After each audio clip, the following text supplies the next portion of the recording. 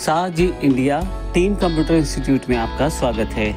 इस पूरी सीरीज में हम टैली 9 ERP के साथ GST के सभी एग्जांपल्स को देखेंगे, जिसमें हम लोग बेसिक्स से शुरुआत करते हुए एडवांस तक जाने वाले हैं। यहाँ इस सीरीज में है इसका पहला एग्जांपल है।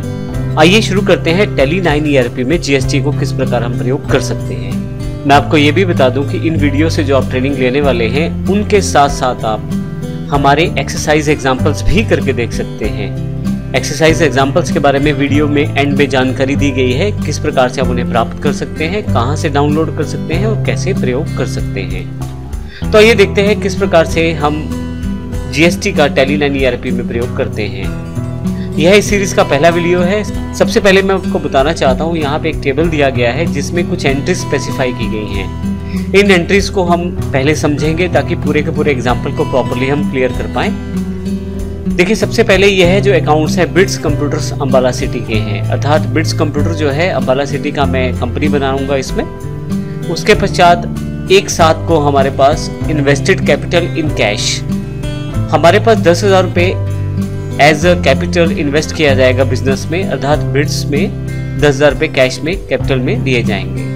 इसकी एंट्री हमें करनी है। एक साथ 2017 को बैंक बैलेंस IDBI का जो दिखा रहा है वो 1,50,000 रुपये है। तो यहाँ पे ये बैलेंस पहले से है तो इसकी एंट्री की जरूरत नहीं पड़ेगी, ये हम बैलेंस लेजर बनाते ही शो कर देंगे। एक साथ को हम 5 परचेज करेंगे लैपटॉप HP के क्रिएटिव कंप्यूटर अंबाला हरियाणा से, जिनका रेट है 10,000 रुपये पर लैपटॉप।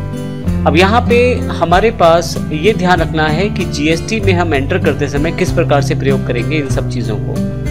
अब हमने इन चीज़ों को समझाने के लिए यहाँ पे GST का अलग से यहाँ पे कॉलम्स लिए हैं। पहला कॉलम CGST को रिप्रेजेंट करता है, सेंट्रल GST टैक्स को, दूसरे वाला SGST को अर्थात स्टेट GST टैक्स को, और तीसरा IGST को अर्थात इंटीग्रेटेड GST टैक्स को। अब यहाँ पे ये जो एक साथ वाला एग्जाम्पल है उसका पर्पस यहाँ पे ये है दिखाना कि आप यदि 5 लैपटॉप अंबाला में से, अब देखिए ये कंपनी जो है हरियाणा बेस्ड है, तो हरियाणा बेस्ड है तो जो ये परचेज की जाएगी यह परचेज स्टेट के अंदर की परचेज मानी जाएगी, इंट्रा परचेज मानी जाएगी। अगर आप इंट्रा और इंटर स्टेट के बारे में देख जाना चाहते हैं तो हमारे पहले से दिए गए वीडियोस में आप देख सकते हैं उनको। अब यहाँ पे यदि इंट्रा स्टेट परचेज हो, 5 लैपटॉप अगर 10,000 रुपये के हिसाब से खरीदे जाएंगे तो 50,000 टोटल रुपए हो जाएंगे। GST, CGST और SGST यहाँ पे पहले से दिखा दिया गया है कि GST 18% लगेगा। अब यहाँ GST 18% का मतलब ये है क्योंकि इंट्रा स्टेट आपकी परचेज है तो CGST 9% और SGST 9% लगेगा। उन दोनों का यहाँ 9% 4500 रुपये बैठेगा, ये हमने यहाँ पे शो किया है। इसी तरह से एक साथ को एक और एंट्री की गई है। अब की बार जो लैपटॉप परचेज किए गए हैं वो सीटेक कंप्यूटर लुधियाना पंजाब से किए गए हैं।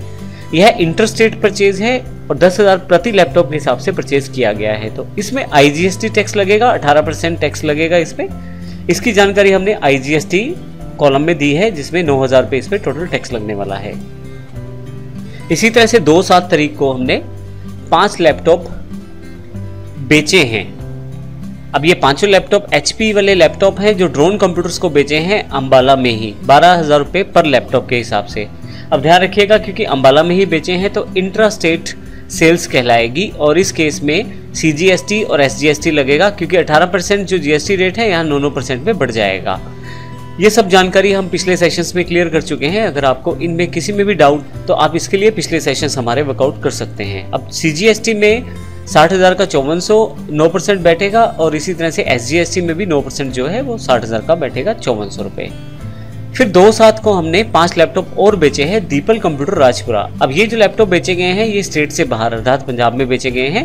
मैं आपको बता चुका हूँ कि बिट्स जो कंपनी है हमारी अंबाला बेस्ड है, हरियाणा बेस्ड है, और हम जो लैपटॉप बेच रहे हैं वो पंजाब में बेच रहे हैं। 13,000 रुपये का एक लैपटॉप बेचा है, यानी कि 13,000 रुपये पर लैपटॉप के हिसाब से बेचा है।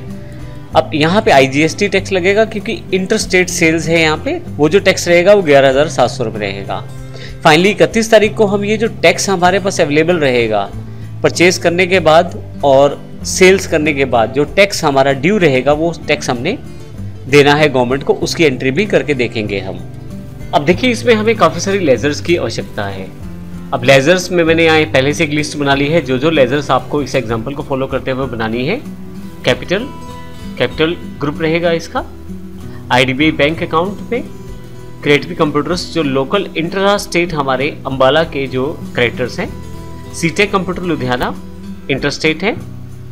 यानी कि आपको ये पता होना चाहिए यहाँ पे कि इंट्रा स्टेट का मतलब हमारी अपनी स्टेट की बात हो रही है और इंटर स्टेट का मतलब दो राज्यों के आपस में जब हम लोग कुछ सेल्स या परचेज करेंगे, इंटर स्टेट वह सेल्स या परचेज कहलाएगी। इन सब छोटी छोटी टर्म्स को मैं पहले से क्लियर कर चुका हूँ पिछले सेशंस में। अगर आप अधिक जानकारी चाहते हैं तो पिछले सेशंस को आप रिवाइज कर सकते हैं।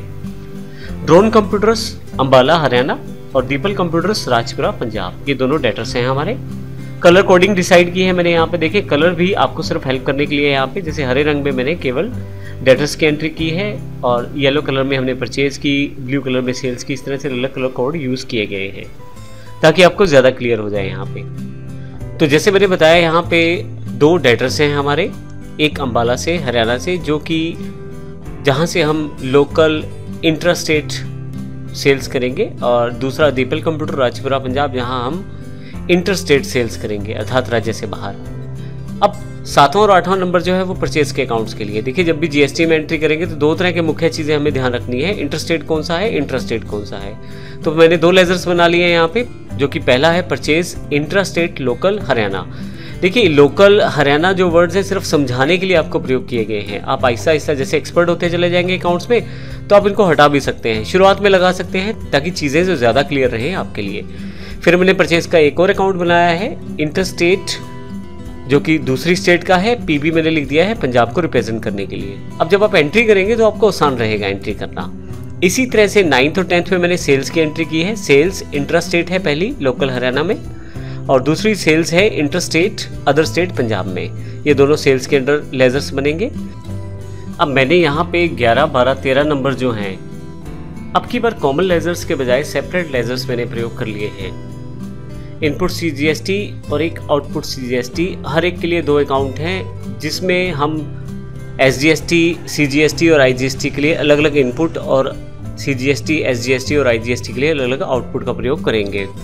अब इम्पोर्टेंट पॉइंट यहाँ पे यह है कि देखिए जैसे CGST हमारे पास पहले कॉमन लेजर था, अब की बार कॉमन लेजर नहीं है, हमने यहाँ पे दो सेपरेट लेजर बनाए हैं। इनपुट CGST रिप्रेजेंट करेगा जब परचेज के लिए जो टैक्स पे किया है उसको, जब आउटपुट CGST जो है रिप्रेजेंट करेगा जो सेल में हमने टैक्स प्राप्त किया है। तो इस तरह से इनपुट SGST और आउटपुट SGST है, इनपुट IGST और आउटपुट IGST है।